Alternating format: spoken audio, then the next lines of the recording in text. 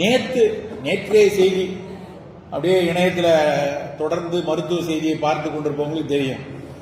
5 வருஷத்துக்கு முன்னாடி கோவிட் வர்றதுக்கு முன்னாடி ஒரு திடீர்னு ஒரு பதப்பதப்பு இருந்துச்சு இல்லையா?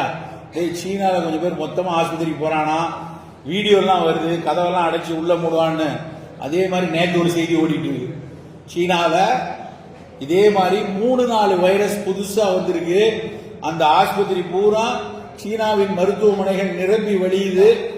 எங்கடா நமக்கு பழையபடி வந்துருவானா, பழையபடி வசூல் ராஜா MBBS சொன்ன மாதிரி திரும்ப போக முடிய மாட்டு, திரும்ப எல்லாத்தையும் அடைச்சு சொல்லிடுவோமோன்னு பயமா இருக்கு.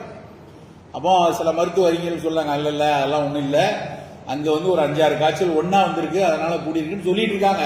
இது நேற்றைய செய்தி, நேற்றைய இணையத்தில் உலாரி கொண்டிருக்கிற செய்தி. பயந்து பயந்து வாழக்கூடிய ஒரு சூழலுக்கு நம்ம வந்துட்டோம் நண்பர்களே. என்ன செய்யணும்? ஆமா சார், கேன்சர் கூடுது, சுகர் கண்ட்ரோல் இல்ல, BP கூடுது, சிறு வயதிலே நோய்கள் வருது, இதெல்லாம் எங்களுக்கும் தெரிஞ்ச கதை தான். என்ன பண்ணலாம், அதை பேசிட்டு போங்க அப்படின்னு உங்கள்கிட்ட பல பேருக்கு காதுக்குள்ள இருக்கும். அதைத்தான் ஒரு சில விஷயங்களை சொல்லிவிட்டு செல்லலாம்னு நினைக்கிறேன்.